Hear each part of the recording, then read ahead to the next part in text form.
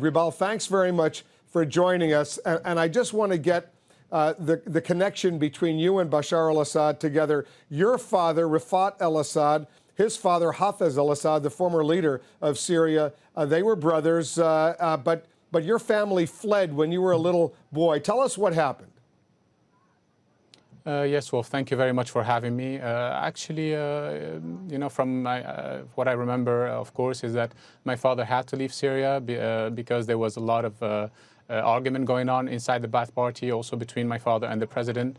As you know, my father set up the first Arabic magazine calling for democracy in Syria and all the Middle East in 1967. It was called Al-Fursan. And he started, fighting against President Assad and his supporters in the Ba'ath Party. He won in the first, regional Congress. He won most support in the National Congress also for the Ba'ath Party. He was named president of the highest court in the Ba'ath Party. And this is what has brought, pushed the president for not calling for any more national Congress, which is the highest authority in the Ba'ath Party. I just want to be precise. I just want to be precise, though. Did your father fear that his own brother, Hafez al-Assad, the leader of Syria, was about to kill him?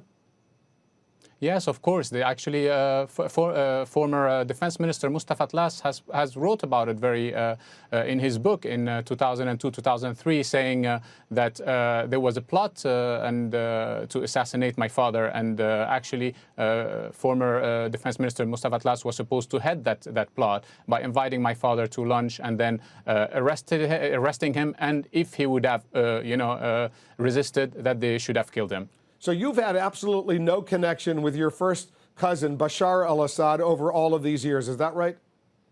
Yes, exactly. Actually, there was just an argument I had with him in 1994, and following that, 2 weeks later, when I was leaving to study in Boston, they tried to assassinate me at the Damascus International Airport, under the Austrian Airlines. And, fortunately, my father came and my family, came with me to the airport. When the officers saw my father, this has stopped their plan. But I was arrested and then released a bit later when my father has called and threatened the president that, if I was not brought back home, that there would be consequences. And then next day, I fled to Boston. Do you believe he is ruthless enough to have ordered the use of chemical weapons, sarin gas, to kill all those civilians in Syria? Honestly, Wolf, I don't think at all. That's, a complete different issue. I think that, I don't think that someone, neither Bashar or I don't think that it's even in the regime's interest at that time precisely to have ordered such, such an attack, because as you know, they were gaining, grounds in their attack in Damascus, in Homs, in other areas.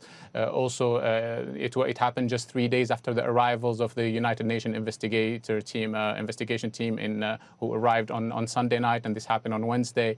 And also we have to know that both sides of this conflict have the capabilities of such attacks. Just to be precise, you don't want the United States to provide arms to the opposition, to the rebels. Is that right?